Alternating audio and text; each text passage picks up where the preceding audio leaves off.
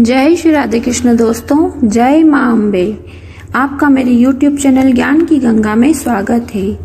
अश्विन मास की शुक्ल पक्ष की प्रतिपदा से नवमी तक को नवरात्रि कहते हैं और यह नव दुर्गा व्रत किए जाते हैं।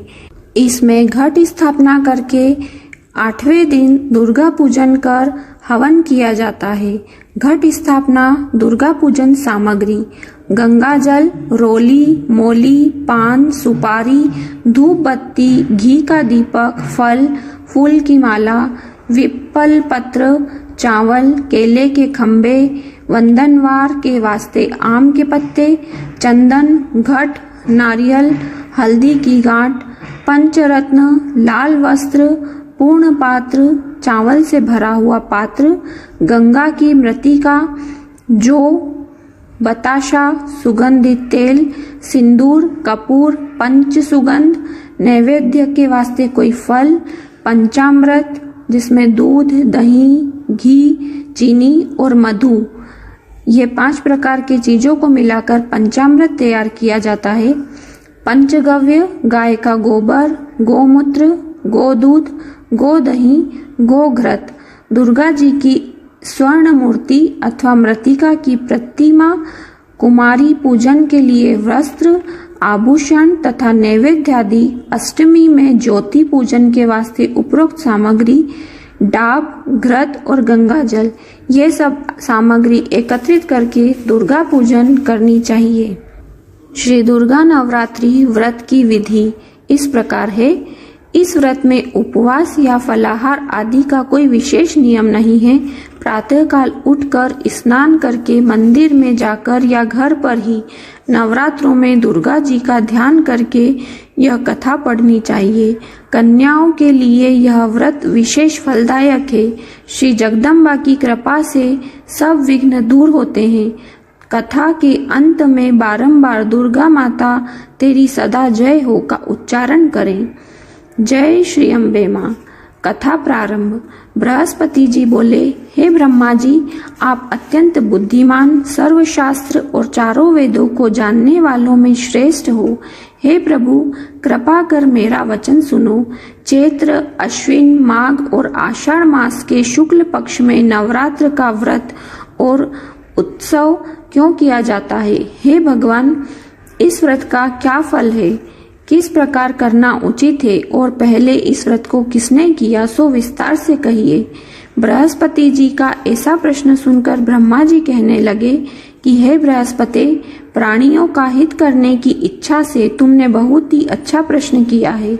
जो मनुष्य मनोरथ पूर्ण करने वाली दुर्गा, महादेवी, सूर्य और नारायण का ध्यान करते हैं, वे मनुष्य धन्य हैं। यह नवरात्र का व्रत संपूर्ण कामनाओं को पूर्ण करने वाला है। इसके करने से पुत्र चाहने वालों को पुत्र, धन चाहने वालों को धन, विद्या चाहने वाले को विद्या और सुख चाहने वाले को सुख मिलता है। इस व्रत को करने से रोगी मनुष्य का रोग दूर हो जाता है और कारागार में पड़ा हुआ मनुष्य बंधन से छूट जाता है। मनुष्य की तमाम विपत्तियां दूर हो जाती है और उसके घर में संपूर्ण संपत्तियां आकर उपस्थित हो जाती है। बंध्या और काक बंध्या के इस व्रत के करने से पुत्र हो जाता है। समस्त पापों को दूर करने वाले इस व्रत के करने से ऐसा कौन सा मनोरथ है जो सिद्ध नहीं हो सकता? जो मनुष्य इस अलभ्य मनुष्य देह को पाकर भी नवरात्र का व्रत नहीं करता है, वह माता पिता के हीन हो जाता है, अर्थात उसके माता पिता मर जाते हैं और वह अनेक दुखों को भोगता है।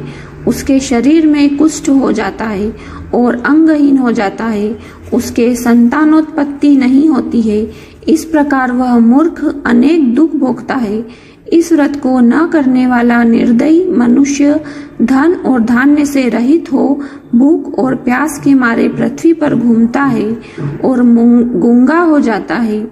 जो सुहागिन स्त्री भूल से इस व्रत को नहीं करती है, वह पति से हीन होकर नाना प्रकार के दुखों को भोगती है।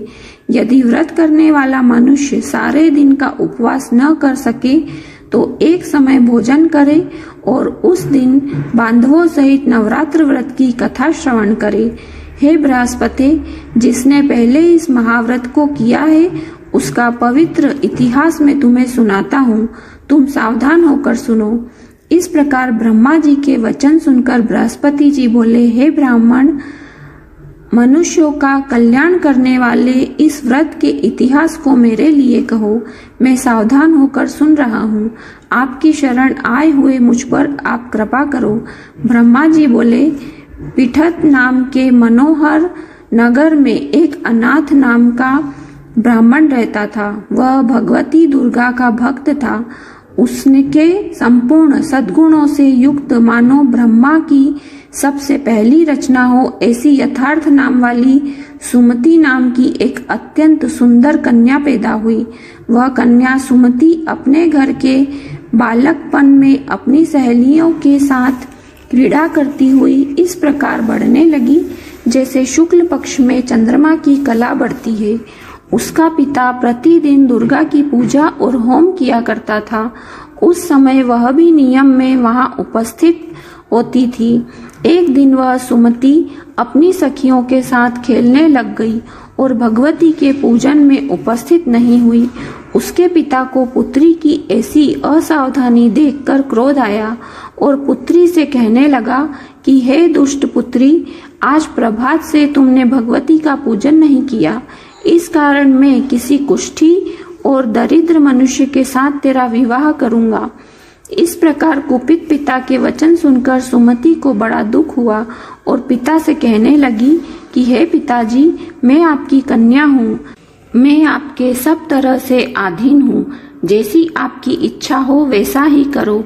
रोगी कुष्ठी अथवा और किसी के साथ जैसी तुम्हारी इच्छा हो मेरा विवाह कर सकते हो। होगा वही जो मेरे भाग्य में लिखा है। मेरा तो इस पर पूर्ण विश्वास है। मनुष्य न जाने कितने मनोरथों का चिंतन करता है, पर होता वही है जो भाग्य में विधाता ने लिखा होता है। जो जैसा करता है उसको फल भी उस कर्म के अनुसार ही मिलता है, क्योंकि कर्म करना मनुष्य के अधीन है पर फल देव के अधीन है। जैसे अग्नि में पड़े हुए तृणादि उसको अधिक प्रदीप्त कर देते हैं, उसी तरह अपनी कन्या के ऐसे निर्भयता से कहे हुए वचन सुनकर उस ब्राह्मण को अधिक क्रोध आया। तब उसने अपनी कन्या का एक कुष्ठी के साथ विवाह कर दिया और अत्यंत क्रुद्ध होकर पुत्री से कहने लगा कि जाओ जाओ, जल्दी जाओ, अपने कर्म का फल भोगो। इस प्रकार से कहे हुए पिता के कटु वचनों को सुनकर सुमति अपने मन में विचार करने लगी कि अहो, मेरा बड़ा दुर्भाग्य है जिससे मुझे ऐसा पति मिला। इस तरह अपने दुख का विचार करती हुई वह सुमति अपने पति के साथ वन चली गई और भयानक वन में कुशा युक्त उस स्थान पर उन्होंने वह रात बड़े कष्ट से व्यतीत की।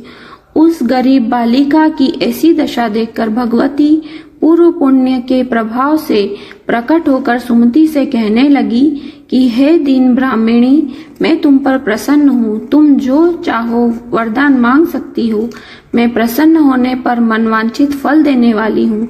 इस प्रकार भगवती दुर्गा का वचन सुनकर ब्रह्माणी कहने लगी कि हे, आप कौन हैं जो मुझ पर प्रसन्न हुई हो? यह सब मेरे लिए कहो और अपनी कृपा दृष्टि से मुझ दीन दासी को कृतार्थ करो। ऐसा ब्राह्मणी का वचन सुनकर देवी कहने लगी कि मैं आदि शक्ति हूँ और मैं ही ब्रह्मा, विद्या और सरस्वती हूँ। मैं प्रसन्न होने पर प्राणियों का दुख दूर कर उनको सुख प्रदान करती हूँ। हे ब्राह्मणी, मैं तुम पर तेरे पूर्व जन्म के पुण्य के प्रभाव से प्रसन्न हूँ। तुम्हारे पूर्व जन्म का वृत्तांत सुनाती हूँ, सुनो। तू पूर्व जन्म में निषाद की स्त्री थी और अति पतिव्रता थी। एक दिन तेरे पति निषाद ने चोरी की। चोरी के कारण तुम दोनों को सिपाहियों ने पकड़ लिया और ले जाकर जेल खाने में कैद कर दिया।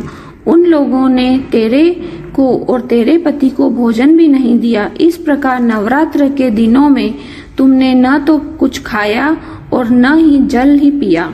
इसलिए 9 दिन तक नवरात्र का व्रत हो गया। हे ब्रह्माणी, उन दिनों में जो व्रत हुआ उस व्रत के प्रभाव से प्रसन्न होकर तुम्हें मनोवांछित वस्तु दे रही हूँ। तुम्हारी जो इच्छा हो सो मांगो। इस प्रकार दुर्गा के कहे हुए वचन सुनकर ब्रह्माणी बोली कि अगर आप मुझ पर प्रसन्न हैं तो हे दुर्गे, आपको प्रणाम करती हूँ। कृपा करके मेरे पति को कोढ़ को दूर कर दीजिए। देवी कहने लगी कि उन दिनों में जो तुमने व्रत किया था उस व्रत के एक दिन का पुण्य अपने पति का कोढ़ दूर होने के लिए अर्पण करो। मेरे प्रभाव से तेरा पति कोढ़ से रहित और सोने के समान शरीर वाला हो जाएगा। ब्रह्मा जी बोले। इस प्रकार देवी का वचन सुनकर वह ब्राह्मणी बहुत प्रसन्न हुई और पति को निरोग करने की इच्छा से ठीक है ऐसा बोली। तब तक उसके पति का शरीर भगवती दुर्गा की कृपा से कुष्ठहीन होकर अति कांति युक्त हो गया। जिसकी कांति के सामने चंद्रमा की कांति भी क्षीण हो जाती है, वह ब्राह्मणी पति की मनोहर देह को देखकर देवी को अति पराक्रमी वाली समझकर स्तुति करने लगी कि हे दुर्गे, आप दुर्गत को दूर करने वाली, तीनों जगत का संताप हरने वाली, समस्त दुखों को ना दूर करने वाली हो। रोगी मनुष्य को निरोग करने वाली, प्रसन्न होने पर मनवांछित वस्तु को देने वाली और दुष्ट मनुष्य का नाश करने वाली हो। तुम ही सारे जगत की माता और पिता हो। हे अम्बे, मुझ अपराध रहित अबला की मेरे पिता ने कुष्ठा के साथ विवाह कर मुझे घर से निकाल दिया। उसकी निकाली हुई पृथ्वी पर घूमने लगी। आपने ही मेरा इस आपत्ति रूपी समुद्र से उद्धार किया है। हे देवी, आपको प्रणाम करती हूँ।